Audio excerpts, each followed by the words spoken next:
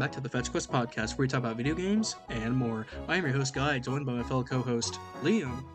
Hello! I can't wait for my first recording.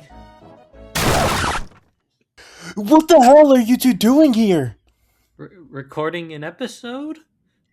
We gotta get out of here now. There is a zombie invasion going. Oh, Jesus! Liam, we gotta run now!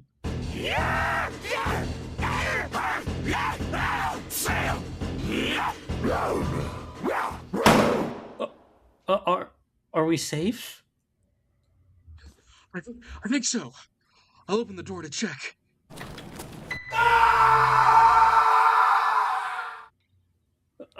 Man, this is not how I thought my first day would go. And with that, Ah. now that we have been zombified and Liam is the last person remaining in the Fetch Quest recording studio, we can do our episode on the awesome game that is Resident Evil 2 Remake. Yes. True. Quite possibly the best remake ever made. Like, let's be real. It's pretty good. It ground up everything from the original Resident Evil was changed gameplay wise for Resident Evil 2 Remake, and it kind of, like, I wouldn't say revived, but it brought so many new people to the franchise. Resident Evil 2 Remake was my first Resident Evil game. It was Same my here. first Resident Evil game too. Wow. And I think the reason that so many people's first game was Resident Evil 2 Remake is because it's got people that are, like, very recognizable, like Leon Kennedy, Mr. X, Ada Wong, and it was made for a modern console, and they had probably, like, just, it had such a good change in perspective of the camera, because before the game was entirely fixed. So you'd be in, like, a room, and the camera would be in one part of the room, but now it's, like, behind the shoulder. I mean, of course, the graphics are a lot better, but it was really a really good remake that changed so much about, like, the franchise, and did incredibly well, and kind of sparked the RE3 remake, the RE4 remake. And now we're going into RE9, which is kind of crazy. Yeah, one thing that needs to be said is that there is actually an RE1 remake out there. It's actually pretty old. It was made for the GameCube, and people thought they would keep doing this with this series for a while, but it never officially happened. We got a re-release of this remake in 2015, and people loved it. People actually said, like, it is one of the best Resident Evil games, like, a fantastic remake, but it was very similar to the original. Like, the camera change was the exact same. Basically, it was a carbon copy, which people were happy with. But that's when Resident Evil 2 came in, the remake for it, and changed a lot. We not only do we get, like, more cutscenes, and we just get, like, a redoing of, like, certain scenes. There's now, like, a different shoulder perspective. There's, like, aiming now. There's no more tank controls. It's actually, like, it's very different compared to the original. Yes, and it does, and because of that, it did incredibly well, and it is, like, I think it's the best Resident Evil game I've ever played, and I've played all but 6. As of right now, it's definitely my favorite Resident Evil game, and that is saying something because I really love 4. 4 is phenomenal, but oh my god, 2 is so good. Yes, and that's what we're talking about today. And we can get into it with we'll start off with, like, something more simple, which is just, the general gameplay loop. It is a survival horror game, which, if you don't know what that is, it basically means that it is a horror game, of course, but you get limited resources of everything, whether that be healing, ammo, utility, and you have to go around different areas and, like, collect these items while also getting key items in order to progress the game. But the very cool thing with Resident Evil 2 is you have a limited inventory space in the shape of like a briefcase. I'm pretty sure it's just like a grid. Yeah. Yeah, it's a grid that you can change, and also it's like a side pocket, like a holster, because Leon's a cop, which makes sense. He's a rookie cop. It was his A first rookie cop, day. his first day on the job. He was the first day on the job. That's why it says "Welcome Leon." Or, yeah, it says "Welcome Leon" on his first day. But yeah, you have to basically manage your inventory. Each like item, whether that be a gun, health, everything takes up space in this grid, and you cannot grab everything. You have a limited amount of space that you can upgrade later to have more space, but you have a limited amount of space in order to get everything that you need, and even stuff that are key items are put into this inventory space. So the game becomes a, oh, what can I pick up and what do I have to leave behind? And in a game where nothing really dies in one shot, and you will get hit a lot because the setting is very cramped 99% of the time, Yeah. um, you are constantly in danger, and Yeah. having a surplus of ammo isn't really possible whenever especially with multiple different guns in the game. You're not guaranteed the ammo that you need. It might be for a gun that you barely use, you don't have on you right now. Like, that kind of stuff is very apparent in the game, and I think it's incredibly cool way of doing a survival horror. Yeah, Yeah. and the thing is Is that you first. Oh Sorry. well, I was gonna say something I really like about this game. Well, in retrospect, I like it. When I was playing it, I was like, "Shit, this sucks." Um, is the fact that even though you get all these like powerful guns and weapons and stuff like that, you never really feel like you're not mowing through them like it's Call of Duty or something. Like as Liam said, none of these enemies really die in one shot unless I think the shotgun can do it if you're The close range. some guns can do it, but you have to aim for the head, and those weapons tend to have more scattered ammo. So that type of like kill in one shot thing is a lot more exclusive. Like, you don't get a lot of shots of that. Yeah. So really, what you at least how what I did is that you kind of have to learn that you need to either use your weapons for big encounters or just to stun. Like that's what I use the pistol for, is because if you shoot them in the head, they'll be stunned for a bit and you can get past them. And I this was my favorite way of playing these types of games. My favorite way of enjoying this type of game is basically you get rid of the enemies in like certain locations that are like you're constantly going through, and then like areas that you go through less, you leave the enemies alive because you won't be there as much. But like big hallways, I'm always like shooting down the enemies because I need to go through that hallway multiple times, because this game is also at its core a puzzle game. So there's a lot of backtracking to get like different items in order to like solve a puzzle. A lot of the puzzles are item based, in which you need like a specific item in order to open a specific combination, or you need a um, item, or you need a code that you have to get from like a scrap of notebook paper, or saw open up a flash drive in order to get, like, it's all very complicated, but in the best way possible.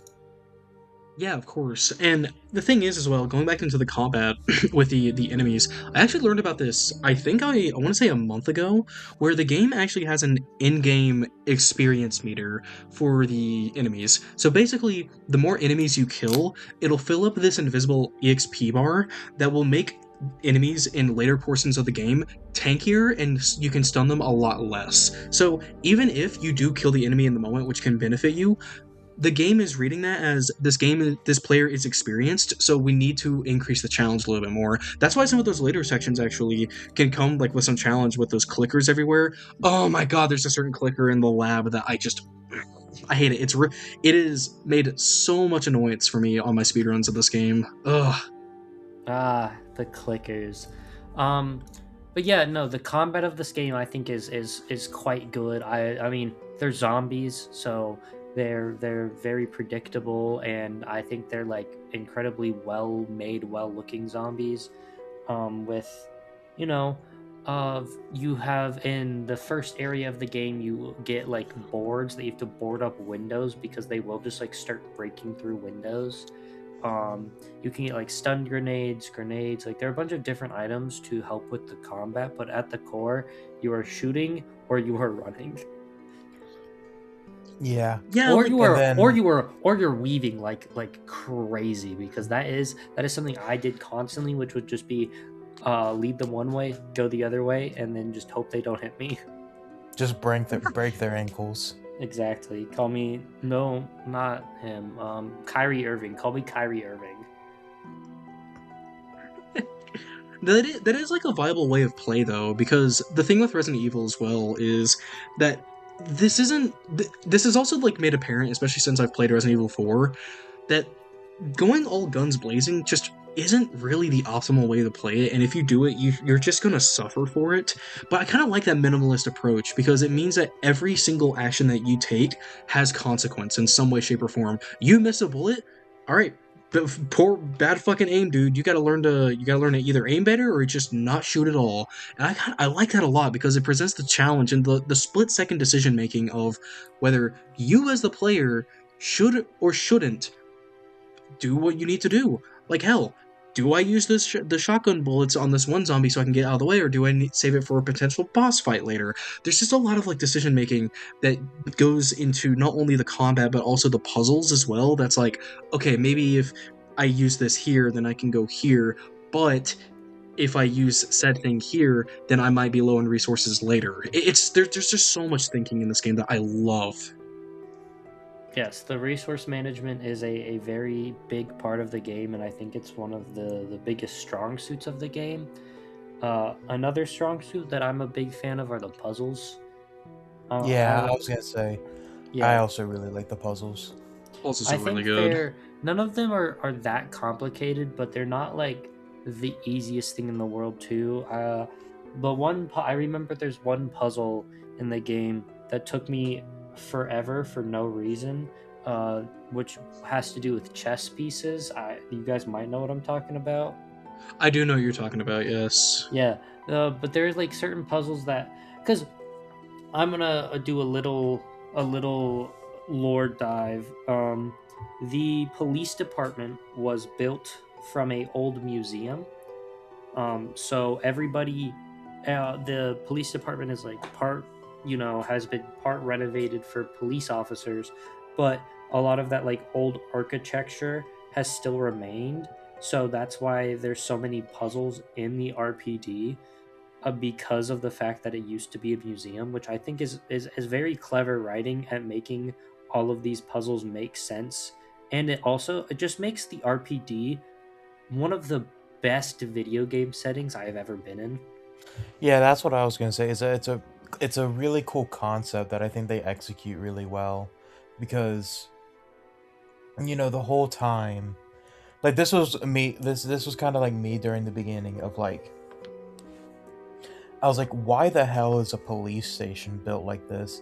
And then you learn the fact like, oh wait, it was built on top of, or it used to be like an old museum, and it's like, oh okay, that makes a lot of sense, and it really makes the setting feel more alive. Because I think if the RPD was just like your basic like police station, it would be a lot more of a boring setting. Meanwhile, like, but with this combination of two different completely separate like ideas, and by like bringing them together, it makes it stand out a lot more. I I concur. I also agree. I think, like I said, this is one of my favorite video game settings at either, and it's not even. It's like a good like maybe fourth of the game takes place in it. Yeah, you spend a lot of time in the RPD. Um, You spend like a decent amount in it. Like you go, there's a lot of going in and out and above and below the RPD, which I really like. I think it does a really good job of just making you explore the entire RPD because you have to escape the hellish situation that you have put yourself in. I really love this setting, and honestly, like I'm really really glad they brought it back for RE9 because this is just a setting we have not been to in a while, or at least chronologically. If you played the remakes, we've been in here pretty often, but I'm glad that they're kind of returning to form on this one because I'm gonna be real, like the RE, the oh my god, the Raccoon City Police Department is just probably my favorite map in any video game. It is really good. And the map itself is also very intuitive where if you miss an item, the map will like not show you where the item is, but show that you haven't gotten everything in a room. It's just also a really large map. There's so many floors, so many rooms, and it's very sprawling while also feeling like not overwhelming. Like you usually can figure out where you've got to go with the items you have equipped. It's quite incredible. Yeah, it honestly, like, it reminds me a lot of like a Metroidvania with the amount of like backtracking and stuff you have to do, which I think is a good thing. I Honestly, that's a good Metroidvanias are like, comparison. because I was gonna say Metroidvanias are like my favorite genre of games, and so that is definitely a compliment. But there's just so many times where you like you'll find an item, you'll be like, oh, I use this here, and then you have to go back there, but instead you're terrified the whole time because there could be a zombie or a licker or a giant man around the corner, and you're like, I don't know, and it's just like at any moment my pants could be shitted. That's Dude, true. they're shitted I all the time. with some of the enemies in the game, like the dogs would constantly make me want to like crap myself because they would be sprinting at you and they looked horrifying. The clickers, every time I just hear it and I go, oh no, please no, I don't want There's another this clicker. there's this one hallway in the game. You find it pretty early on. In I fact, I know a think it's where hallway you're you talking yeah, on I was it's just where about about. to you get mention in, this. you get this where I'm pretty sure it's where you get introduced to them, and Yep. every time I had to pass that hallway, I was like, fuck, please, please. And I would just always be like aiming down with my shotgun or something while I was walking through, and I was like, just please don't. Yeah, on my like first playthrough, I would hold my gun out so I would walk slower, because I did not want to get caught by it, so I could go past. But then like my second playthrough, I just sprinted through because I was like, usually I can outrun it. And it absolutely decks you, and then you're like, oh god, why did I do that? Mm, I was lucky. I never had that problem. I've done speedruns of this game, and clickers, surprisingly not Mr. X, clickers are the biggest run killers for me. Well, Mr. For- Mr. Mr. X is an entirely different boat. I love Mr. X is such a funny AI. He's so silly because I remember this is a very vivid memory of my playthrough. There was this one part where I was stuck on a puzzle and I kept like trying to figure it out, but Mr. X would like keep finding me while I was trying to do the puzzle, so I had to like keep going to this safe room. And he like for like a solid like 5 minutes he just camped me in that room. Like I would go to open the door and then he would just come right back down the stairs, and I'd be like, fuck off, please. I okay, for those who haven't played the game, first off you should, but Mr. X is kind of like this omnipotent force that is chasing you. He's huge, got like a big trench coat and a hat on, and he's like, I think he's purple, or is he blue? He's like gray. He's gray. Yeah, but he's this giant towering person who will constantly be after you. And okay, in some of the lighting he looks a little blue. Well, I think you're just colorblind.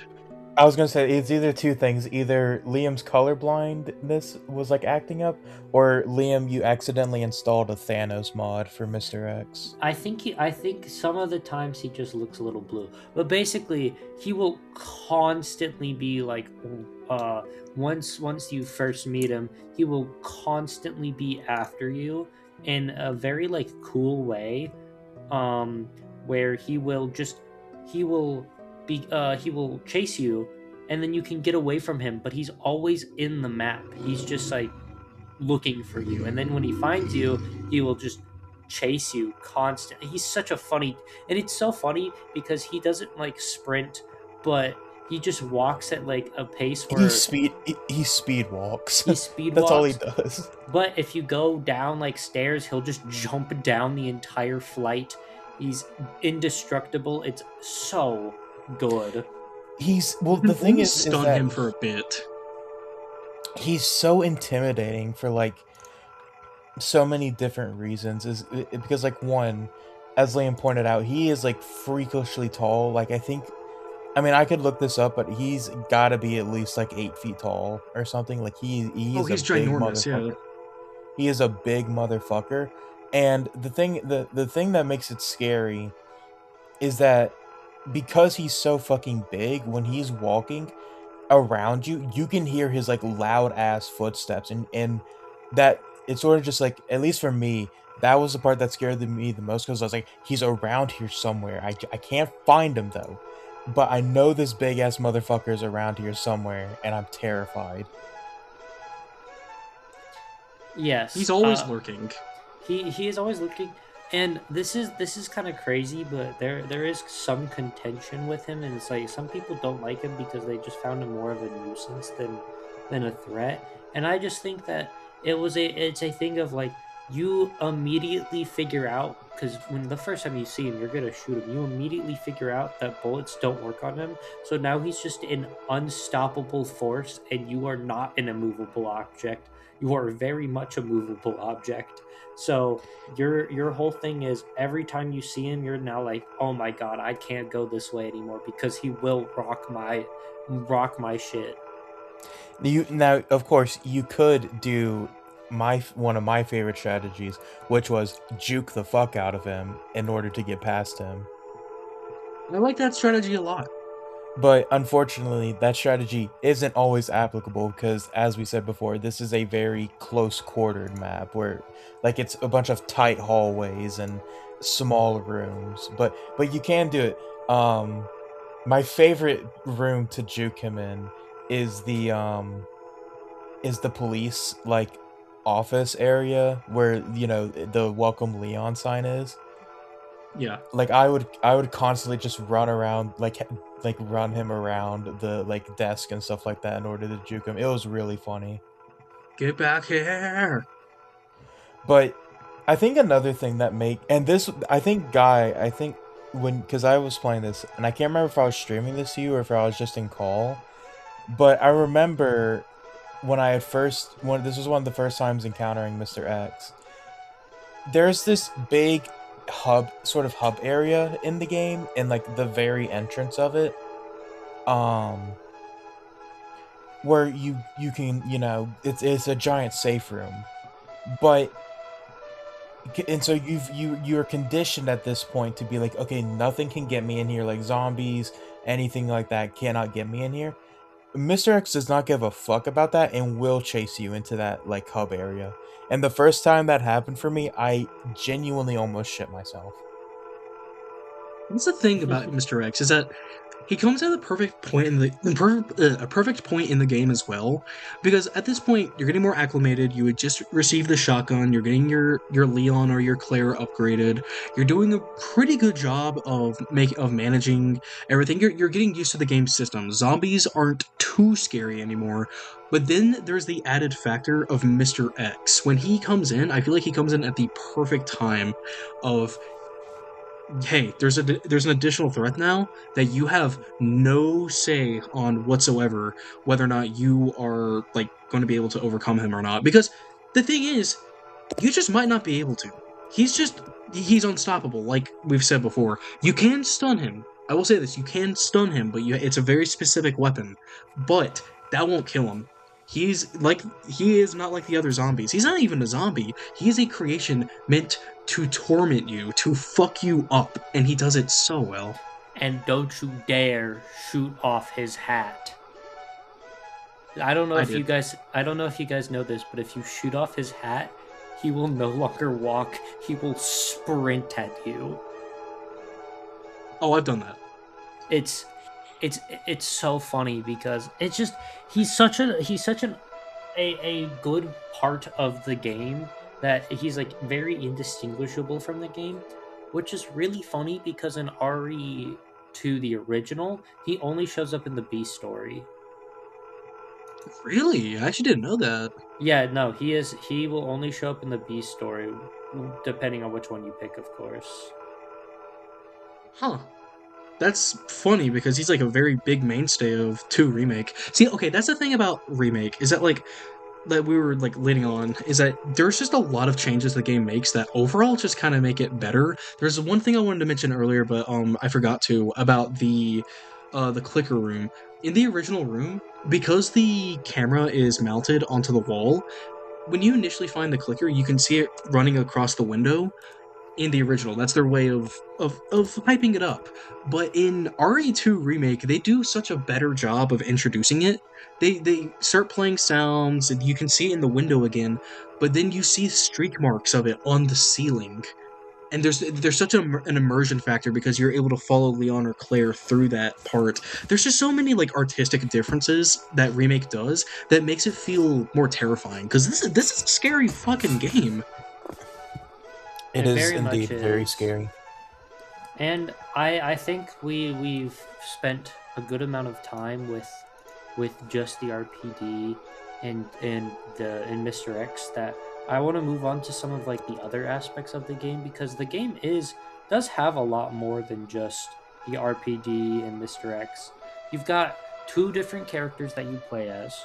The GOAT, the legend, Mr. Hot Stuff, Mr. Please Have My Children, Leon S. Kennedy, a rookie cop on his first day that has to go through the apocalypse, basically.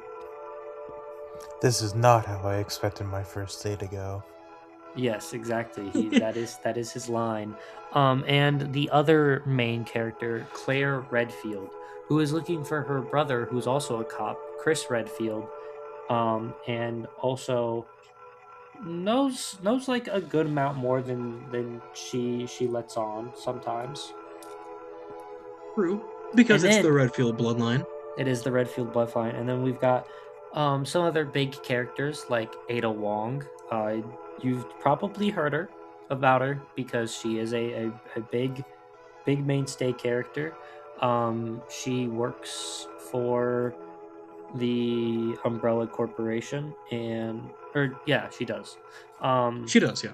and she both helps and hinders Leon's and Claire's progress through the game on multiple occasions.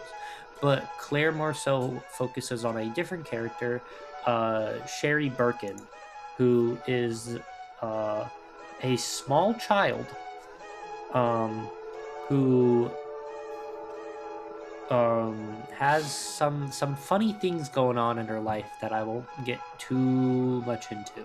I will say that. Yeah, she has some familial connections that change a lot of the subtext and a lot of the things that are going on throughout the story. Her dad They're is very important. Minecraft Steve. Her dad is Minecraft Steve, Dude, and that's kind of awesome. her mom is Alex.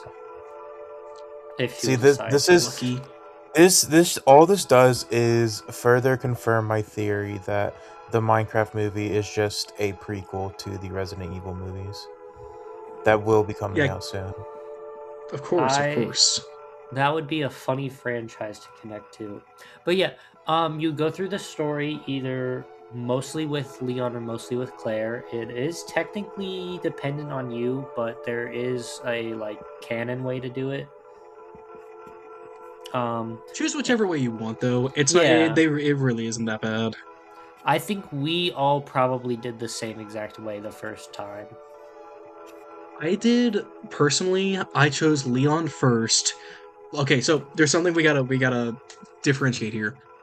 You can play as two different characters, but there are technically four campaigns. Let me Yes, there explain. are. Resident Evil 2 has the Leon and Claire plots, which of course they're very different. There are a lot of similar things, especially in the first half, but as soon as stuff happens outside of the RPD, then shit gets insane. And different stuff as well. Like they have different guns, yada yada. But there's two other plots that go on: the Leon B plot and the Claire B plot.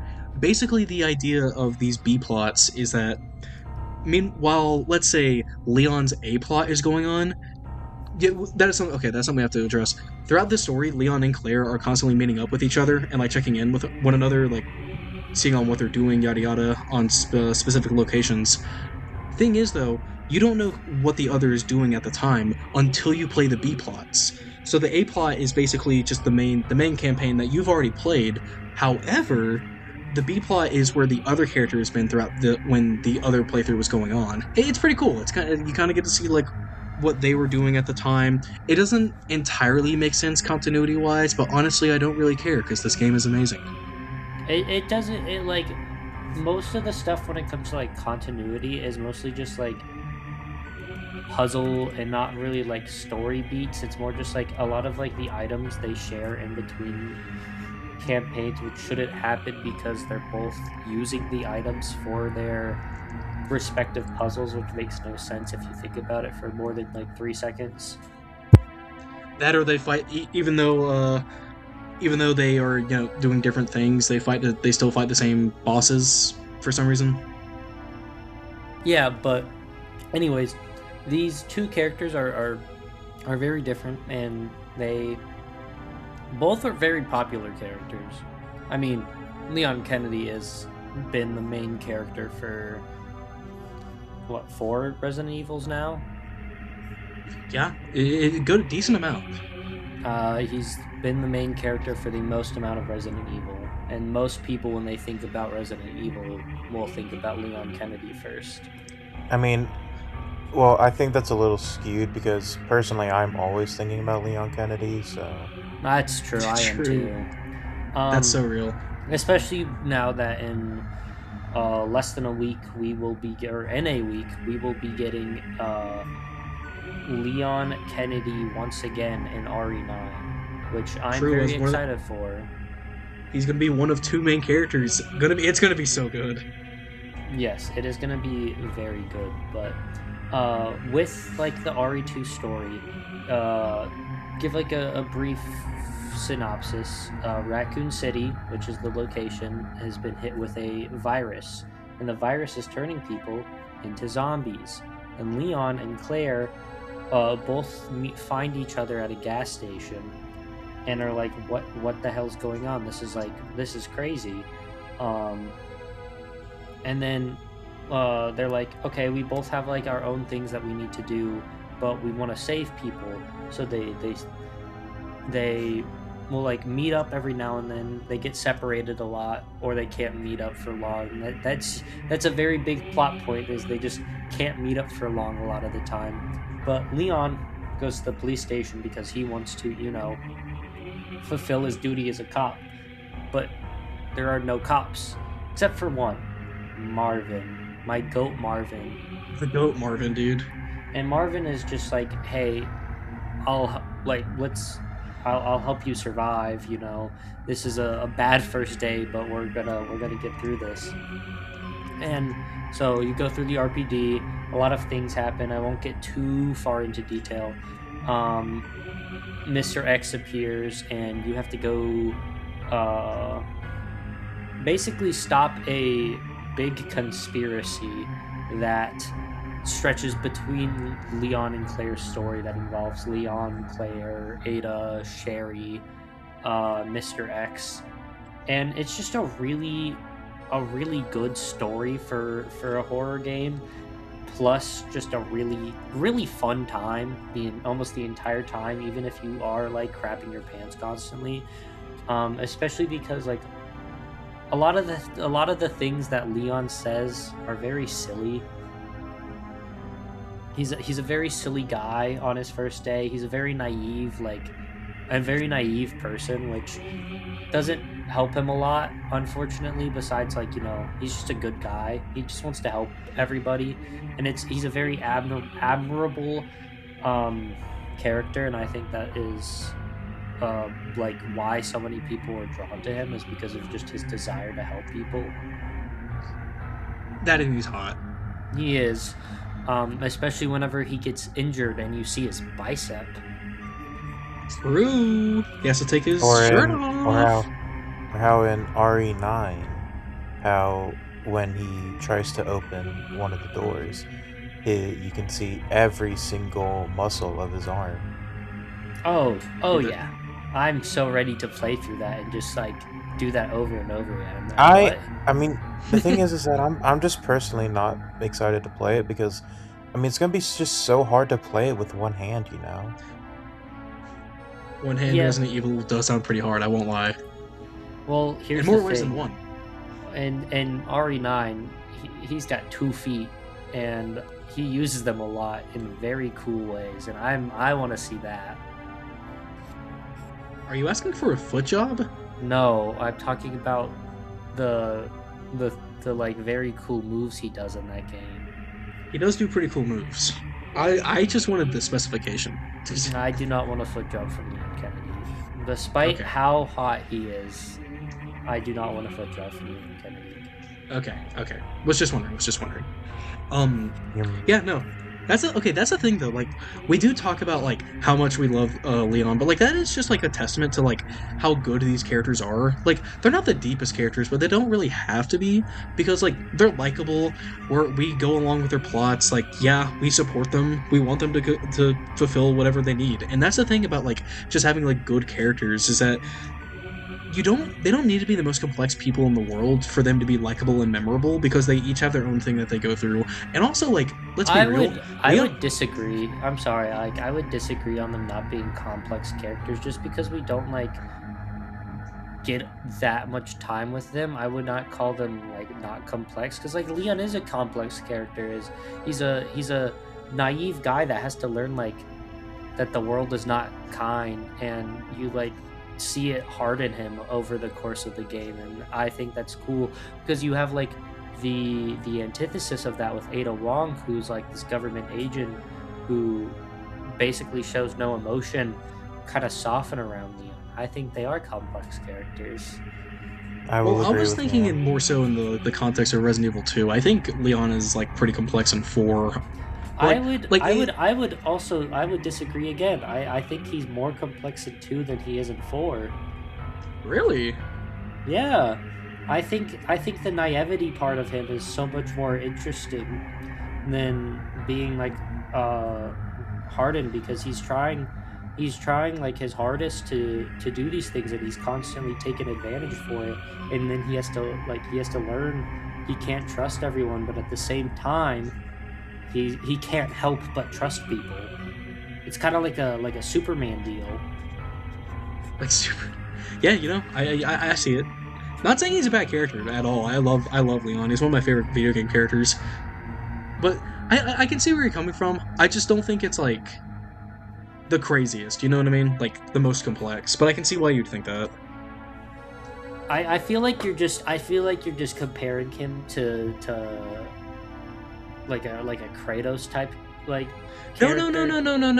not like I'm not comparing him to that. I'm just saying that like in the span of like the 7 to 8 hours that we get with like the character, we do get some really good stuff. But I don't think it's like the most like complex. Like it's simple storytelling, and there's nothing wrong with that. Like we don't see him go through like the craziest amount of change ever. Right. Yeah, no, sorry, that was just a little rant. I will agree to disagree, but No, that's fine. That's fine.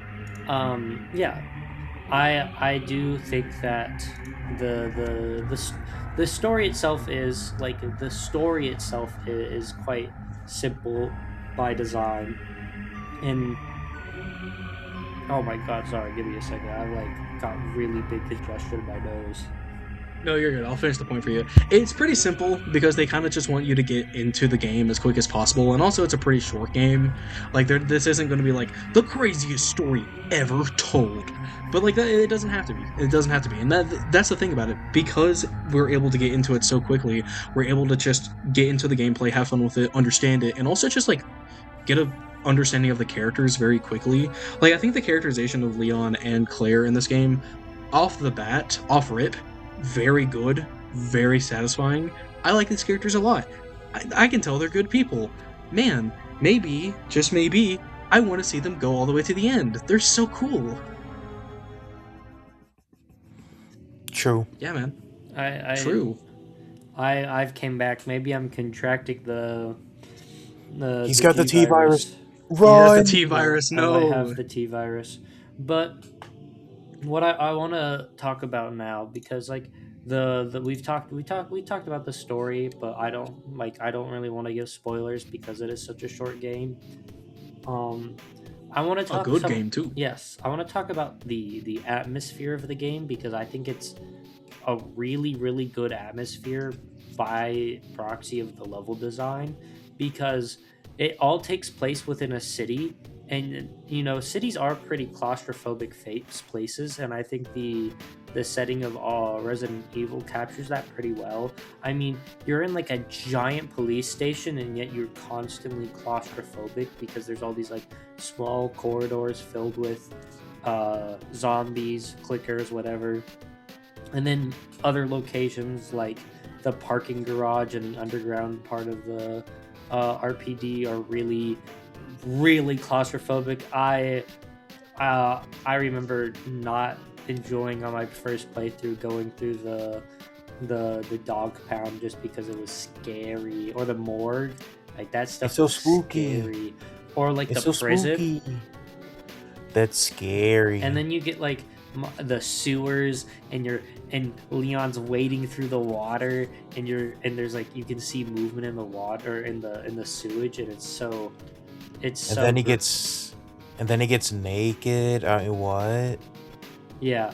But like the game constantly is throwing new stuff at you in terms of like level design, and I think it gives this good sense of like unease and like atmospheric tension, because like it is also a very like science fiction based game, and so you're gonna get your laboratory, you're gonna get your um Your weird looking ass science experiments and whatnot. yes, but I think it does it in such a way where it's goofy enough to where you're not like pooping your pants every 2 seconds, but it's still off-putting enough to where you're like, ugh, I don't like this. Yeah, no, I You know, concur. like The hallway like part of it is kind of adds to it though, because not only does it mean you have to be more careful, going back to what we said earlier, just about like with your ammo consumption and everything, it also means that like you spend a lot more personal time with all these like amalgamations and like monsters and stuff, so you get to know them pretty well. Even though they might not be like the craziest things, you still like understand how they work, how they move, and just how they act through like the claustrophobic nature of this game. I don't know, like there's so much that works together. It's such a like small condensed package that gives like one of the best like one of the best experiences of any horror game. It's so much fun. Hell, that's why I speedrun it like 7 times. How many times? Like 6 or 7? 6 or 7 times, yeah. Wow, that's a lot of times. True. Thank you, Connor. You're welcome, guy. Thank you. See, we have fun here at Fetch Quest. Yeah. Unlike Leon, who went through hell. He did go through hell. But Poor dude. I guess I was gonna say,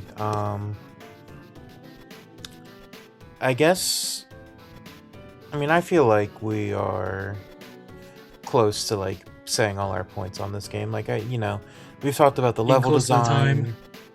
Yeah, we've talked about the level design, the characters, the enemies, I guess like, we've talked about basically everything without going into spoilers. So, what I was gonna say is, why don't we just go into our concluding points? I would Honestly? agree. I think that's great. I'll start just for fun's sake. I adore this game.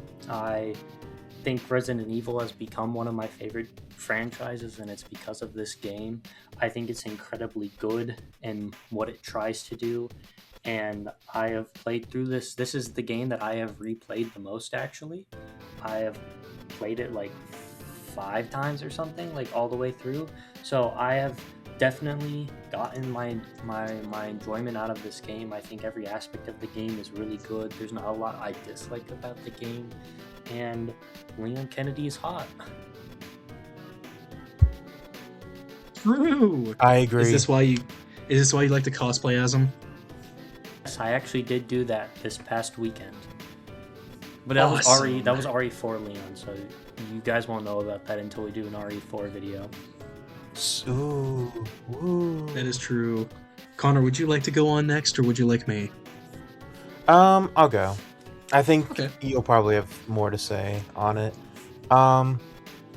So RE2 is the first and only Resident Evil I've played. I do want to play more of them. Unfortunately, I'm what some would call a very big coward, and RE games are what some people would call very scary. So I'm sort of just trying to, I kind of have to be in the right mood to do that, But yeah, no, I really love this game. I think it's great. Leon and Claire are both really good characters that I loved. I love seeing their journey through, the hell that is Raccoon City and the zombie invasion. I think the combat and the puzzles and the level design are all top notch and great.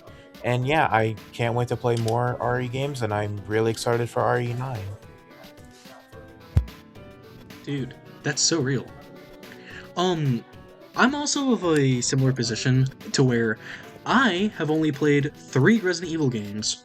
Resident Evil 2 Remake, Resident Evil 3 Remake, and Resident Evil 4 Remake.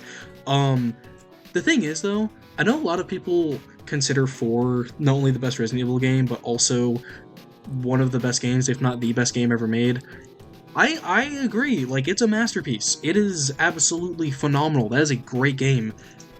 However, I don't know if this is because of Remake, how much different it is compared to the original. I have not played the original. I prefer RE2 Remake. And that's not to say that Resident Evil 4 is worse by a large amount. RE4 is phenomenally good. However, I will say, RE2 hit everything home for me in terms of being a fun horror game, very suspenseful, very action heavy when it's needed. It's not like the most action heavy compared to like RE4, but it hits home in all the marks I want for like a very compelling horror game. It is my favorite horror game. Hence why I know I've said it before. I've speedrun this game. It is that good. I loved getting the new weapons you get for completing for getting better times. I love the puzzles. I think they're so much fun. I love fighting different enemies and making me think on my toes about what I need to do at certain moments. No matter what situation with this game, I'm always engaged. I'm always having a good time. I'm always on my feet, worrying about what's coming right in front of me. And that's just like something I think a lot of horror games are really good at doing. And I think Resident Evil 2 in particular just has does a fantastic time with this because of its mechanics. Not only that, but it has really good characters. There's nothing more to really say about this. This is one of my favorite games of all time. If you have not played Resident Evil 2, please do. It's kind of required if you want to play RE4 Remake at this point. I'm not sure how much influence they're going to take from it for RE9. We're going to see. I mean, probably should play it considering RE9 is going to be in Raccoon Police Department again. You probably should. I was gonna say the biggest reason you should probably play is because Leon's gonna be in the game.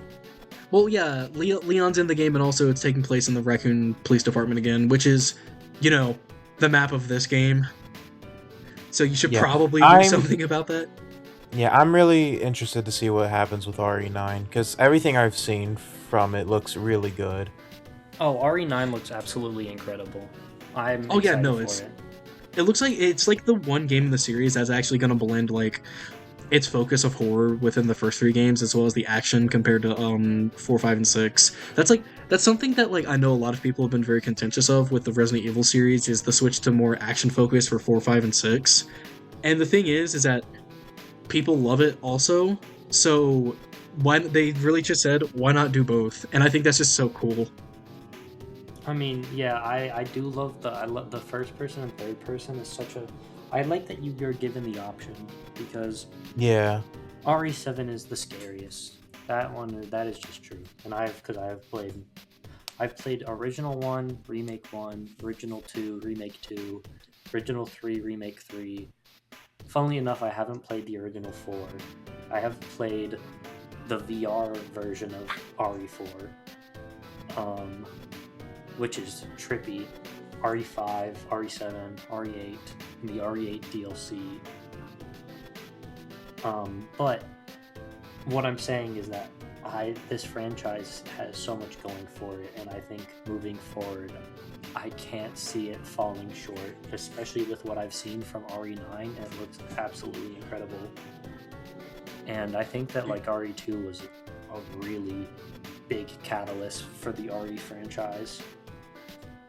No, for sure. It's not only one of the most successful games like in the RE series, but also it's just like we said at the beginning of this video, it brought a lot of people back into RE as like this giant horror franchise. Because not saying that 7 didn't do that already, but it brought people wanted to go back to the originals. They wanted to re-experience what made the series magical, and that's what 2 did for people. And I'm really glad that we got this. Hell, it was my introduction to the series. Wow. Yes. Wow. And I mean, now people look at 7, and I think people look at 7 in a different light because of RE2, because they were like, oh, RE7 is so different, but now they're like, RE2 was kind of different than all the other ones, and that's good. And I mean, RE4 took the start of RE2 remake and just expanded upon it for RE4 remake. And also, you know, the original RE4 was also kind of like that.